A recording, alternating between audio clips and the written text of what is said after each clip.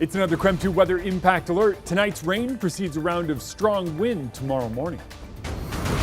Another local school district grappling with a budget shortfall. This time it'll mean closing a school. Then a new program trying to make living in Coeur d'Alene more affordable. We'll show you how. Good evening and thank you for joining us for KREM 2 News at 5 tonight. I'm Mark Hanrahan. Good to have you here. I'm Whitney Ward. Our top story here at 5, budget cuts affecting yet another school district tonight. This time it's Othello. And the district says we'll have to shut down a school. KREM 2's Christian Garza spent the day in Othello today and has more. The Othello community is looking for answers after the recent announcement that one of their high schools, Desert Oasis High School right behind me, is going to be shut down come next school year. In an effort to be more proactive and make sure the Othello School District doesn't use any more of its reserve money, Superintendent Pete Perez says the district had to make changes to better support students with the resources available to them. By the end of the school year, the district projects it will need about $3 million from its reserve funds. That's why the district is implementing what it calls the right sizing plan to help replenish the reserve fund and set the district up for success in the future. But what I'm really proud of is that we've done it early enough that we can get their input and put together a good program and supports for everybody on each side of this issue. Superintendent Perez says the driving factor in this decision was the fact that student enrollment is flat, meaning it isn't growing and bringing in money to the district like in years past. Think, a couple years down the road, and so what we see coming is we're not going to be able to sustain some of the services that were offered. The current plan is to eliminate 23 positions across the district from the different schools, 20 of those being teachers and 3 of those being administrators. This plan will also merge Desert Oasis High School and Othello High School together, which, according to the district, would save about $750,000.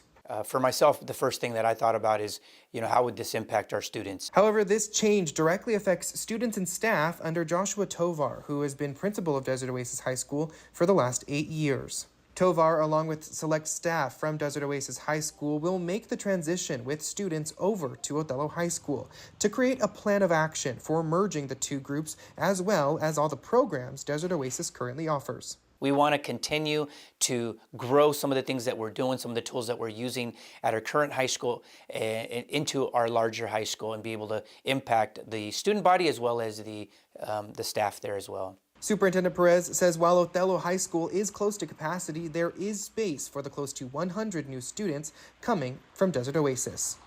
Administrators at both the district level and Desert Oasis High School tell me that students and their education will remain a top priority for them moving forward.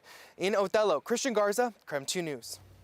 In other news tonight, the Kootenai County Sheriff's Office is asking for your help to find a missing woman. 65-year-old Sharon Davidson hasn't been seen since December 14th. She's described as being 5 feet 7 inches tall, about 130 pounds, with blonde hair and blue eyes. She was last seen near her home on Cougar Gulch Road. It's believed she's on foot and not dressed for the weather. If you have any information, you're urged to call the Kootenai County Sheriff's Office at 208-446-1300.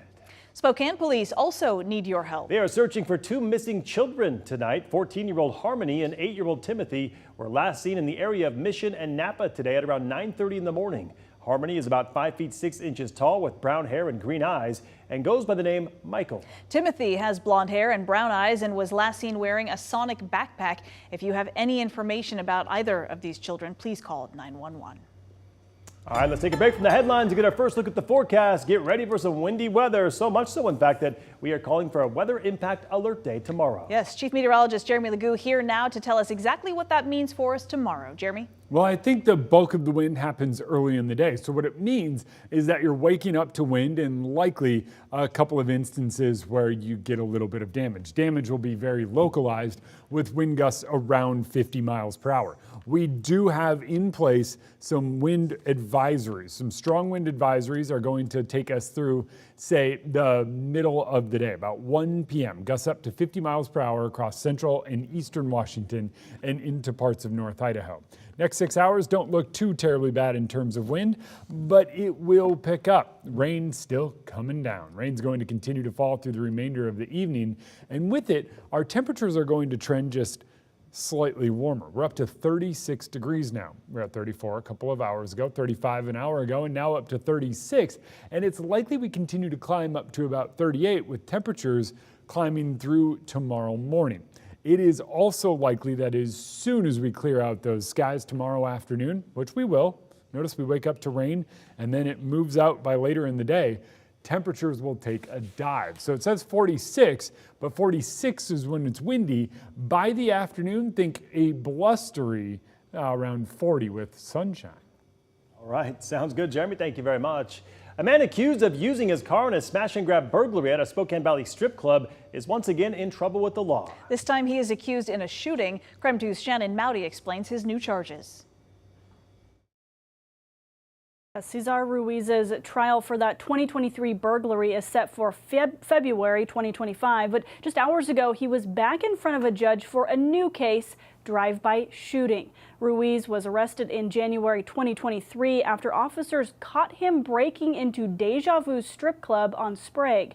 The sheriff's office said he used his Jeep to smash through the front door you can see right there, then tried to steal the ATM. He did manage to make off with a cash register, investigators said, which was then found in his front seat. He was released without bond in that case, but was arrested Monday after police say he and a group of men threatened to kill a man. Witnesses said Ruiz shot a gun while standing outside the victim's home on North Atlantic Street. This conduct shows no regard for public safety or for prior court orders. And we're fortunate that nobody got injured as a result of the firearm being discharged. Prosecutors asked that bond be set at $75,000, calling Ruiz a risk to public safety, and a bond was set. The court commissioner set it for $25,000. Shannon Mowdy, KREM 2 News.